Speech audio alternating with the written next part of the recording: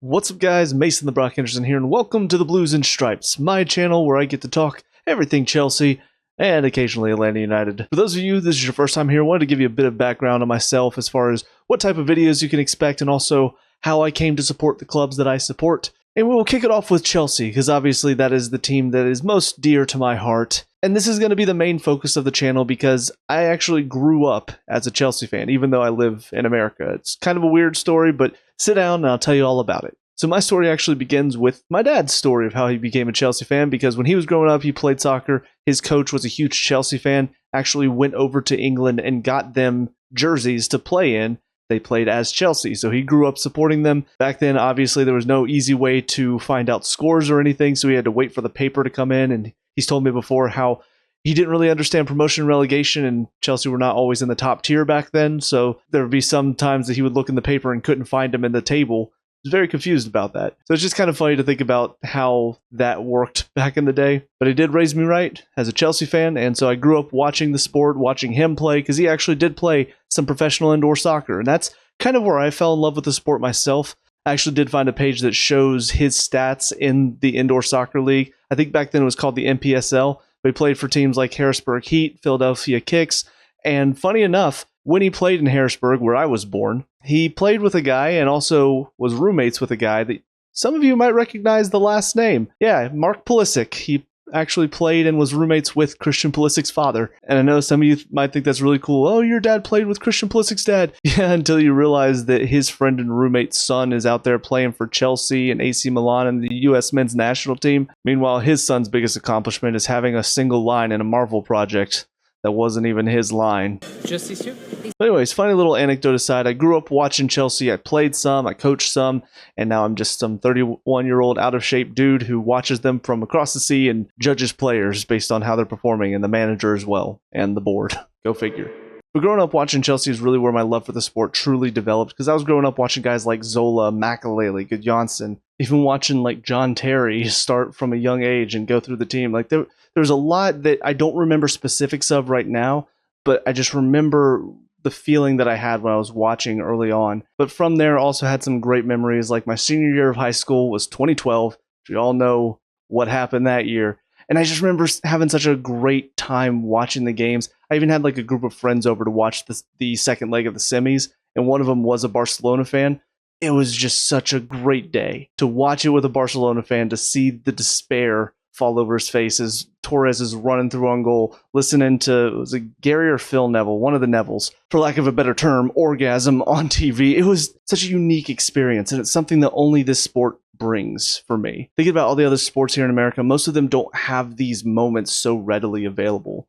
They might happen once every now and then. You'll have that incredible moment that everybody will talk about for a year. Soccer can have these moments in every other game, and it's such an amazing feeling to watch and experience those moments live. Also, something that I did when I was young that I still try to do even now is go to Chelsea games whenever they're over here on preseason, or in the case of this summer, the Club World Cup. I will definitely be going to the game that's here in Atlanta because that's exciting. But even from a young age, I remember traveling up to like Pittsburgh. I remember going to Ann Arbor. I went to Miami at one point, went to Charlotte. I've been to several different states on the East Coast to watch Chelsea play, whether it was Roma, Real Madrid, PSG.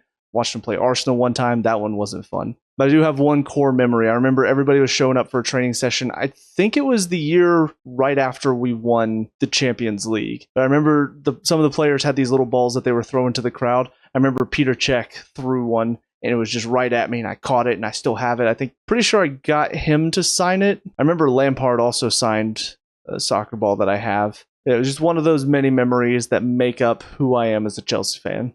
But yeah, so that's kind of how I became a Chelsea fan, grew up in it. I've enjoyed it, still support them to this day, even through the hard parts. But if you're also a Chelsea fan and you want to know what type of videos you can expect, I typically try to do previews and reviews for every game. I will say I probably do have a lot of different opinions than other people, just based on what I hear other Chelsea fans saying or other Chelsea YouTubers saying. I will also say I am a bit more cynical when it comes to performances on the pitch, when it comes to manager decisions, when it comes to board decisions. I'm not one of those fans that after one bad result, I'll jump on the, for instance, Maresca out train. But I was Maresca out for probably a third of the season because I just saw enough there to tell me he doesn't have what it takes to make it to the next level. So if that's not your cup of tea, if you're not somebody who enjoys people calling out players or managers for the bad decisions or saying that a manager should be removed because he hasn't got what it takes, if you're not that type of fan, you probably won't enjoy yourself here. You can tell me that I'm wrong. I have no problem with that. I have no problem discussing and debating people who disagree with me. But just so you know, when you're getting into this, I'm probably going to be a bit more harsh than some people are because I have my opinions. I have my thoughts on how we play. I'm also the type that if we win, I will still critique what needs to be critiqued because I see those issues and I see what could be taken into the next game. And I'm going to talk about it because that's how my mind works. I see the good and the bad. But on top of the previews and reviews, I will also try to do some transfer talk. Maybe even try to talk about some news that might be happening involving other teams. I won't do it all the time because I do have 2 other channels to run, so I don't really have a whole lot of time to discuss everything in the world of football. But if there is something big happening, like for instance, the Champions League final is coming up soon, I might talk about that. I did make a prediction on my last channel. I might see if that prediction ends up coming true. I said PSG 3, Inter 2. We'll see. But a lot of what I put out is going to be focused on Chelsea, focused on what we're doing, focused on how we're playing. So if that's something you want to watch, if that's something you enjoy, please consider subscribing and leaving likes on the videos and also leaving comments because I do enjoy conversing with other Chelsea fans. It's not something I get to do very often, and it's a fun time even if it turns into a debate for me because I just enjoy hearing other people's opinions. But with all that being said, let's go to the other part of this channel, Atlanta United. All right, so now to talk about the other team that I support, and the real reason is because I live in Georgia. That's kind of it. A little bit of a background. I'm not a big fan of the MLS. I think the league is a joke. The way it's set up, the way it's run, the fact that there's no promotion relegation, the fact that almost all the teams outside of like 5 or 6 get into playoffs. So even if you're 7th in your conference, you still have something to play for. To me, it's just stupid. It rewards mediocrity. It rewards teams that don't really try throughout the season and just squeak in at the end, which is kind of what we've done for the past couple seasons. So yeah, all in all, I'm not a fan of the MLS. When I heard Atlanta was getting an MLS team, I wasn't that excited. I didn't think much of it. I thought, okay, whatever. I'm probably not going to watch the games. And then I hear about the recruiting they're doing. I hear about kind of what they're pushing for. The manager we get in is an actual decent manager and thinking, okay, we'll see. We'll see what happens. I go to the first game and I fell in love with it. I thought it was a really fun time. Bobby Dodd was a great stadium to start off. Mercedes-Benz is still awesome as well. But there was just a lot of feel-good factors in that first season and the second season. And obviously all culminates with us winning the MLS Cup. And it was such a great feeling. It felt like we were pushing the boundaries of the MLS. You know, we're signing players like Almiron. We're signing players like Martinez. Parkhurst and Larentowicz were 2 great players who were, yes, MLS quality, but they were quality players. They knew what they were doing. They were experienced. They were the glue that kind of held together all of these talented young players. But that's kind of where it ended for me, because after that, we go and get De Boer, who is the worst manager in the Premier League. Thank you, Jose Mourinho. And his style was just nothing that I wanted to see. It was very dull. It was boring. It was slow. It was possession-based. And we won that year. We did won the Open Cup. What was the other one that we won that year? I think it was like a one-off game. We just had to play one team from the Mexican League, and that was it. And we won that game. And so we had a couple trophies. People were happy enough with that they kind of ignored the fact that everything else about the team kind of sucked. The way we played kind of sucked. We lost Almiron. We didn't really replace him with a quality player. We lost Larentowicz, I think. We didn't really replace him in the midfield. Parkhurst was still there, but De Boer was benching him all the time, so we didn't have a good quality in defense. We had a very young talent in Miles Robinson that could have learned by playing alongside somebody like Parkhurst, but instead, Parkhurst was on the bench, and Robinson played most of the games with, I think it was LGP that year. So that's where my interest started to wane a little bit. Yes, we still won, so that was good, but it just was not as fun to watch anymore. The quality in the league overall is not great, especially when you compare to watching the Premier League, but you take the exciting, free-flowing, attacking football that we were watching the first couple seasons with Tata Martino, and then you replace it with boring soccer.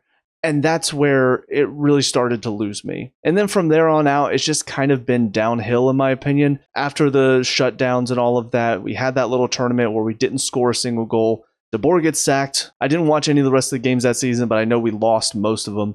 Bring in Heinze, he turns out to be a piece of crap who kind of tortured the players in training. So we get rid of Heinze. Our season kind of turns around a little bit because the players were excited to play again. But then you bring in Pineda, who is not exciting. It's his first job as a head coach, and this club is just crumbling. We need somebody with more stability. We need a more experienced head coach. You go and get this new guy who's only ever been in the MLS. Our president leaves. We bring in a new president who has also only ever been in the MLS. Bring in a director of football, finally replace Bocanegra after all the horrible transfer decisions he made. We replace him with the guy who's been in the MLS a long time. So now it feels like we are bringing in all of these people who have mainly found success in the MLS. And now it kind of feels like we are just an MLS side. With Dyla this year, we've not been that successful. We have won our past 2 matches, but I don't feel confident that that's going to continue. And I kind of just have lost interest in the team. I haven't watched most of the games this season. The only reason I watched the last 2 is because I happened to be with my family on the day we played Cincy, because that was also the final game day of the Premier League. And so I was with my family. We just went to the stadium afterward because why not? We're already together. And then I found out they have Annie Ann's in the stadium. And now I'm going to every home match that I can because that's worth it. So that's the only reason I've watched the last 2 matches, and they were exciting. They were good wins in the end. But overall, I've never really been that interested in the MLS. And now that Atlanta feels like just another MLS team, when they started kind of feeling like they were pushing the envelope a little bit, maybe trying to be better than the MLS and almost pull everybody with them and raise the quality in this league. And ultimately, it's just not. It's still a retirement league for these superstars like Messi, like Suarez. Miami is basically just a retirement home for Barcelona at this point. None of them are really that good, and there's no impotence to go and win games. Gareth Bale said it best. When you lose, there's no pressure. It's not like you lose a lot and suddenly you're in trouble. No, you lose a lot and then next year you go again. I feel like that turned into a little bit more of a ramble than I wanted it to, but those are kind of my thoughts on Atlanta United right now. I don't know when I'll be doing reviews for them again. I definitely will not be doing previews because there's just no point in talking about the other teams. I don't watch the other teams enough to know what to expect, what to prepare for. As far as our team, I mean, the lineup already picks itself because we have our first team and then we have the backups, and the drop in quality is so big, there's no way that those backups are going to be starting unless there are multiple games in a week. So the previews would just not be interesting. The reviews, I want to try to talk about the games at some point, but the problem is most of the time I end up complaining about the same issues that we have, which go back to where the club is as far as the players we're bringing in. We don't improve the defense. Our head coach doesn't feel like he has much of a game plan going forward. The attack feels so disconnected, even though they've had plenty of games to figure each other out. There's just a lot about the team that I feel like doing a review for every match, I would be saying the same thing. So I don't typically do reviews for every match. I'll try to at least talk about the games that do spark some sort of conversation, maybe do bring some different talking points, something interesting to talk about. Maybe referee decisions, because, for instance, the Orlando game, you got so many things to talk about between the back pass that the ref didn't call, all the little fouls that were not fouls that he was calling throughout the game, ultimately culminating into one Orlando player for some reason losing his head and grabbing Click by the throat, even though they were ahead by 1. So there are interesting things to talk about in some games, but just don't expect me to review every single match because that's probably not going to happen. But with all that being said, if you're still here, if this sounds like something you're going to enjoy, please subscribe to the channel. Please check out my videos. Leave some comments down below. Let me know what your thoughts are. As I said before, I really do enjoy debating and having discussions with people, whether they agree or disagree with me. So leave those comments and I will reply as much as I can. But until next time, I hope you guys have a great day, and I will talk to y'all later. Peace out.